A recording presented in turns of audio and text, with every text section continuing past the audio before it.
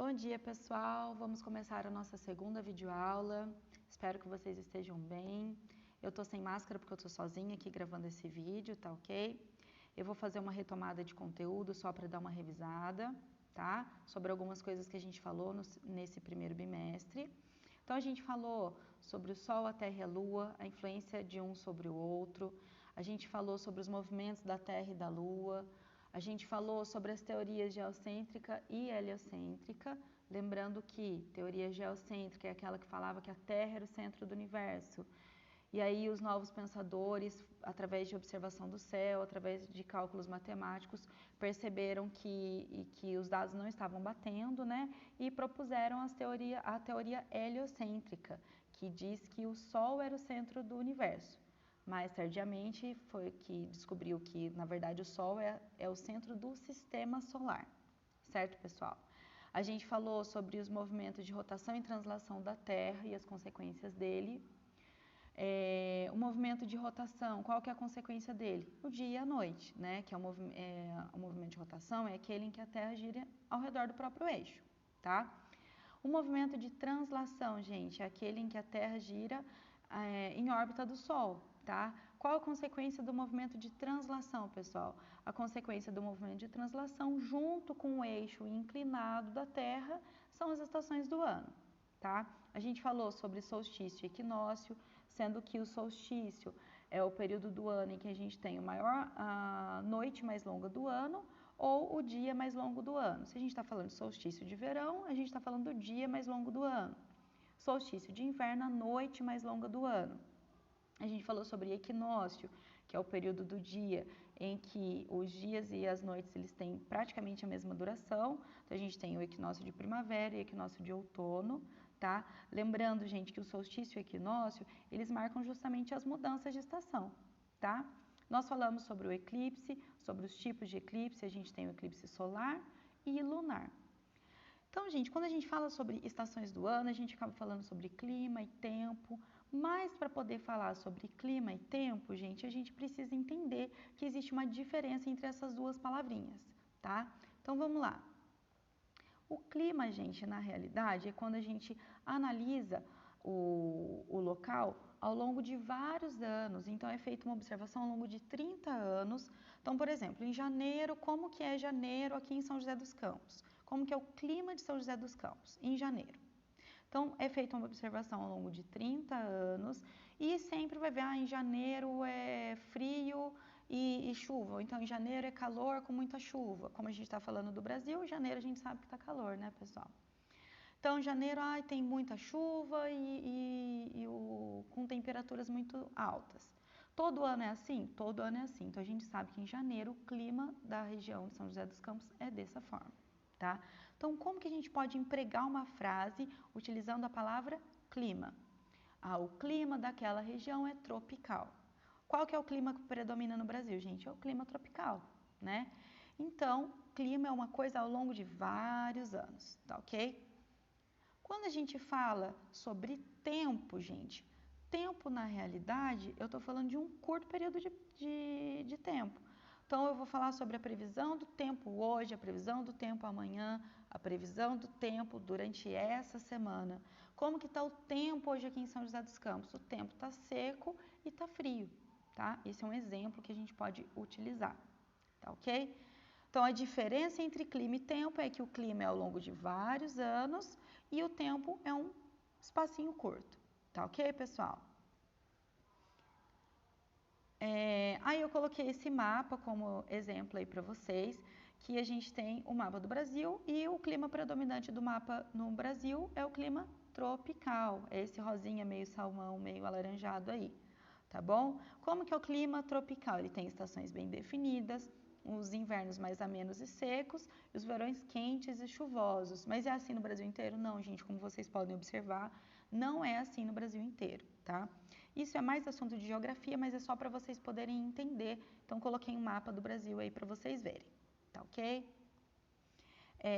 Para a gente falar, gente, de estações do ano, sobre mudanças climáticas, para eu falar sobre mudança climática, mas se mudou é porque era como antes.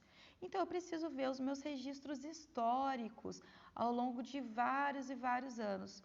Mas como que é feito o registro histórico ao longo de vários e vários anos? Gente, na própria natureza eu tenho alguns arquivos que a natureza guarda e que os cientistas conseguem estudar isso para poder ver como que foi o clima de um local em determinada época, tá ok? As mudanças climáticas, gente, elas acontecem naturalmente ou elas acontecem por ação antrópica? O que é ação antrópica mesmo, pessoal? É a ação do homem, tá? Será que as mudanças climáticas, elas já ocorreriam independente da presença humana? Ou será que a presença humana acelerou alguma coisa, tá? Então, para a gente analisar tudo isso, gente, a gente precisa ver a história do nosso planeta Terra, tá?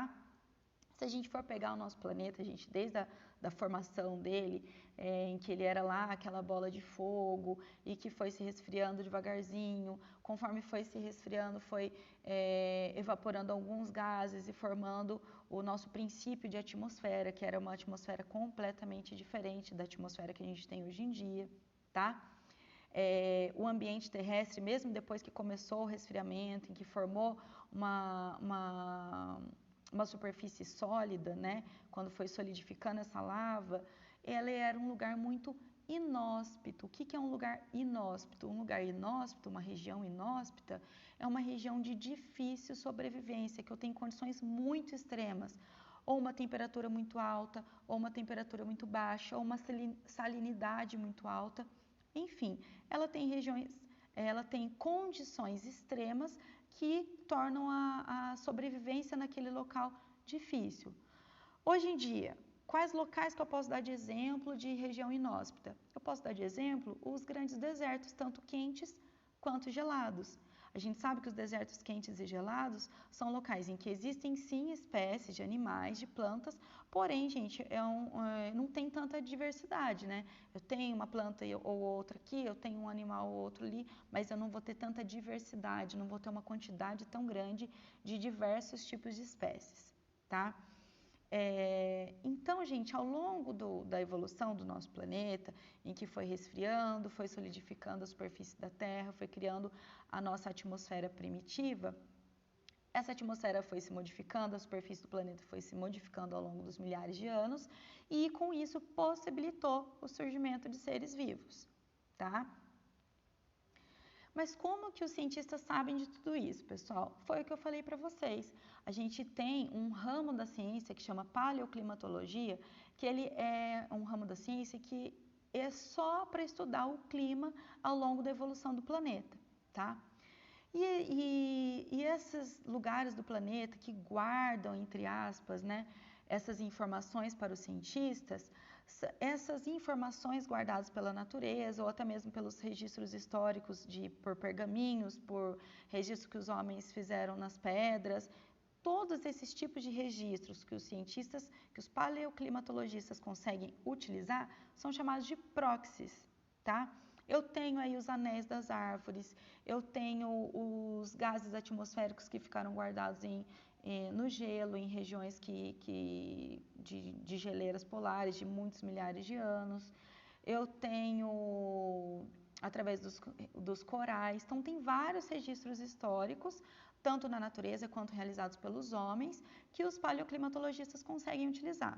E esses registros, gente, tanto naturais quanto criados pelo homem, são chamados de proxies, tá?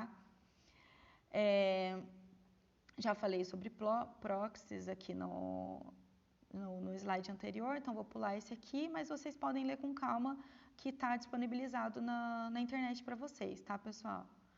Aí, gente, eu coloquei essa imagem que está minimizada nesse slide aqui só para apresentação, mas no slide que vai para vocês, essa imagem está maior, tá ok? Tá vendo aí os anéis das árvores? Que legal que eles conseguem registrar, gente, eles conseguem analisar pelos anéis das árvores a quantidade de chuvas que teve em um determinado período. Mudanças climáticas. O clima está diferente, o que muda na nossa vida. Você já deve ter ouvido falar em aquecimento global, mudanças climáticas, energias renováveis, preservação ambiental e reciclagem de materiais. Mas por que devemos nos preocupar com as mudanças climáticas? Como elas interferem no nosso dia a dia e o que podemos fazer para diminuir os seus efeitos e nos adaptar a eles? Tudo começou no início do século XIX. O matemático francês Jean-Baptiste Fourier foi o primeiro a perceber que a atmosfera da Terra funciona como uma grande estufa, criando um ambiente favorável para a vida das plantas e dos animais. Ele constatou que os gases atmosféricos absorvem energia na forma de calor, elevando a temperatura da superfície da Terra. No final do século XIX, outro grande cientista, Svante Arrhenius, criou um modelo matemático para estudar a influência do gás carbônico da atmosfera sobre a temperatura da Terra. Em 1896, Arrhenius calculou o aumento da temperatura se a quantidade de CO2 na atmosfera duplicasse. Para isso, baseou-se no conceito de estufa, introduzido em 1827 por Fourier. O efeito estufa. Para entender o efeito estufa, pense em um veículo parado sob a luz do sol com todos os vidros fechados. Os raios chegam ao veículo na forma de radiação solar visível, passam pelos vidros e aquecem o interior do veículo. O calor aí gerado tem dificuldade para sair pelos vidros, aquecendo o interior do veículo. O mesmo ocorre com a atmosfera da Terra. Alguns gases, como vapor d'água e gás carbônico, funcionam como o vidro do veículo, deixando entrar a radiação, mas dificultando o retorno do calor para o espaço. Como podemos ver, o efeito estufa é um fenômeno natural que faz com que a temperatura média da superfície da Terra seja de 15 graus Celsius. Sem ele, a temperatura média seria de menos 18 graus Celsius. Quando aumenta a concentração de gases estufa na atmosfera, o efeito estufa fica mais intenso e fica mais difícil o calor ir para o espaço. Eu pausei um pouquinho o vídeo porque eu quero fazer uma observação, quero ressaltar uma coisa que o vídeo já falou. Então, gente, o efeito estufa foi uma coisa que ocorreu naturalmente. O efeito estufa não é uma coisa ruim, tá? O que seria o efeito estufa, então? São os gases atmosféricos que seguram a energia da radiação solar aqui, o calor da radiação solar aqui. Uma parte desse calor, né, gente? Óbvio, não estou falando de todo o calor do Sol, porque senão o planeta seria muito quente, tá? Então, de dia, quando os raios solares incidem sobre a atmosfera daquele local, daquele hemisfério do planeta, isso aquece aqueles gases e quando anoitece, os gases mantêm um pouco dessa temperatura. Isso é o efeito estufa, ele é uma coisa natural e boa. Foi, inclusive, um dos motivos que permitiu que houvesse vida no planeta Terra, tá? Se não fosse o efeito estufa, a variação da temperatura no planeta Terra ao longo do dia seria muito grande, tá? Então, eu precisei fazer essa pausa para ressaltar isso aí para vocês. Tá ok? Então, eu vou dar o play e continuar e conforme eu for precisando fazer algumas observações no vídeo, eu vou pausando, tá, pessoal? Como podemos ver, o efeito estufa é um fenômeno natural que faz com que a temperatura média da superfície da Terra seja de 15 graus Celsius. Sem ele, a temperatura média seria de menos 18 graus Celsius. Quando aumenta a concentração de gases estufa na atmosfera, o efeito estufa fica mais intenso e fica mais difícil o calor ir para o espaço. Essa diferença causa o aquecimento da baixa atmosfera, elevando a temperatura média da Terra e causando mudanças climáticas. Revolução Industrial. As mudanças climáticas causadas pelo homem estão associadas ao aumento da emissão de gases de efeito estufa por queima de combustíveis fósseis, queimadas, desmatamento, decomposição de lixo, entre outras causas. A partir do final do século XVIII e na segunda metade do século XX, houve uma expansão da produção industrial, causando o aumento da emissão de gases de efeito estufa. Existem fortes indícios de que o clima está de fato mudando. As últimas 2 décadas foram as mais quentes dos últimos 1000 anos. As projeções do Painel Intergovernamental de Mudanças Climáticas, o IPCC, indicam que nos próximos 100 anos poderá haver um aumento da temperatura média global entre 1,8 e 4 graus Celsius e um aumento do nível médio do mar entre 18 e 59 centímetros, o que pode afetar significativamente as atividades humanas e os ecossistemas terrestres. Aquecimento global. O aquecimento global tem impactos profundos, podendo causar a extinção de espécies animais e vegetais, alteração na frequência e intensidade de chuvas, elevação do nível do mar e intensificação de fenômenos meteorológicos como tempestades severas, inundações, vendavais, ondas de calor e secas prolongadas. As ações humanas têm interferido sobre o ambiente num ritmo muito acelerado. Estudos indicam que enquanto a temperatura média global subiu aproximadamente 5 graus Celsius em 10 mil anos, pode aumentar os mesmos 5 graus Celsius em apenas 200 anos se continuar o ritmo das últimas décadas. O homem está mudando o ambiente. A cada hora, 9 mil pessoas somam-se à população mundial. A cada hora, 4 milhões de toneladas de gás carbônico são emitidas. A cada hora, 3 espécies são extintas, 1000 vezes mais rápido do que os processos naturais. A cada hora, atividades humanas adicionam ao ambiente 1,7 milhões de quilos de nitrogênio reativo. A cada hora, 1.200 hectares de florestas são derrubados. Como isso afeta a nossa vida? Há 2 cenários extremos. Um com maiores emissões e, portanto, pessimista, e outro menos pessimista. O cenário pessimista estima um aumento da temperatura entre 4 e 6 graus Celsius, ocorrência de extremos de chuva e seca, alteração da distribuição das áreas dos biomas, alteração na biodiversidade, impactos na saúde da população, na agricultura e na geração de energia. O cenário menos pessimista prevê um aumento médio de temperatura de 1 grau Celsius a 3 graus Celsius e impactos parecidos com o cenário pessimista, só que em menores proporções. Como você pode ajudar? Muitos prejuízos causados pela ação indevida do homem na natureza são irreversíveis. As espécies que foram extintas nunca mais existirão, e a diminuição do grau de aquecimento global depende da vontade dos governos e das pessoas em reduzir a emissão dos gases de efeito estufa. Mas cabe a cada um de nós mudarmos nossos costumes para uma nova realidade de vida. Você pode ajudar bastante na conscientização de pessoas mais velhas, dos governantes e dos meios de comunicação. Construindo um novo planeta. Veja algumas dicas que você pode seguir e passar adiante. As áreas verdes são importantes para reduzir as temperaturas máximas. As árvores trazem sombra e frescor ao ambiente sem gasto de energia. Uma cidade com muitas áreas verdes é menos quente. Pintar telhados com tinta refletiva diminui a temperatura interna da construção. Uma cidade onde as casas têm mais jardins e quintais e menos áreas de asfalto e concreto também está mais protegida das inundações. O Brasil é um dos únicos países que fabrica automóveis do tipo flex, que funcionam com álcool ou gasolina. O álcool é menos poluente do que a gasolina, dê preferência a esse combustível. No Brasil, 58% das emissões de gases de efeito estufa são provenientes de queimadas e desmatamento.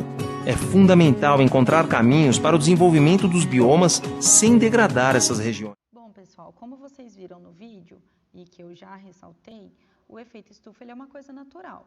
Porém, o que a gente tem que falar? Que ele fica ruim, ele se torna ruim quando a gente potencializa o efeito estufa. Como que a gente potencializa o efeito estufa? Aumentando a emissão de gases do efeito estufa, como por exemplo o gás carbônico, o gás metano, e como o próprio vídeo mesmo já falou, isso acontece por meio de queimadas de combustíveis fósseis, pela emissão de gases pelas indústrias, pela agricultura, quando a gente tem queimada, quando a gente tem criação de gado, certo? Então, tudo isso aumenta a emissão de gases de efeito estufa e acaba potencializando esse efeito estufa. Se potencializa o efeito estufa, aumenta a temperatura do planeta e isso é o aquecimento global. E isso é ruim, tá, pessoal? Então, a gente não pode dizer que o efeito estufa é uma coisa ruim. O efeito estufa foi uma coisa que aconteceu naturalmente ao longo da evolução do planeta. Ele é uma coisa boa, que permitiu a existência de seres vivos aqui no planeta Terra, porém, o efeito estufa potencializado pela ação antrópica. O que é a ação antrópica, pessoal? É a ação do homem. Ele, sim, é ruim, tá? Existem sites, gente, que eles calculam a nossa pegada ecológica. O que é essa pegada ecológica? São as marcas que a gente deixa no meio ambiente, tá? Então, é essa relação entre o consumo que a gente tem e o quanto o planeta consegue repor isso. Então, seria a pegada ecológica e a biocapacidade, a capacidade que o planeta tem de recompor isso, tá bom, pessoal? Existem sites que fazem essa calculadora da pegada ecológica, é muito legal. Depois eu vou mandar o link para vocês, tá bom? Gente, então, sobre a aula de hoje, o que a gente tem que guardar, pessoal? A gente tem que falar sobre a diferença de clima e tempo, né? Clima é uma coisa a longo prazo, tempo é uma coisa a curto prazo. Falei sobre a paleoclimatologia, que é a ciência que estuda a evolução do clima do planeta ao longo dos milhares de anos. Falei sobre proxies, que são aquelas marcas que ficaram no planeta, aqueles registros fósseis históricos que a gente tem no planeta ou registros que a gente tem na natureza sobre o clima do planeta. Falei sobre a ação antrópica, que seria o quê? A ação do homem sobre a natureza. Falei sobre ambientes inóspitos, o que é isso mesmo? Ambientes de difícil sobrevivência, que ele tem condições muito extremas, ou muito calor, ou muito frio, ou uma salinidade muito alta, ou falta de água, enfim, tá? Falei sobre a pegada ecológica, que são as marcas que a gente deixa no meio ambiente, e falei sobre a biocapacidade, que é a capacidade que o ambiente tem de repor aquilo que o homem utiliza. Tá ok, pessoal? Esse foi o tema da aula de hoje. Qualquer dúvida, vocês podem me chamar aí no grupo. Vocês têm o meu WhatsApp no grupo, tá bom? Beijos, até a próxima.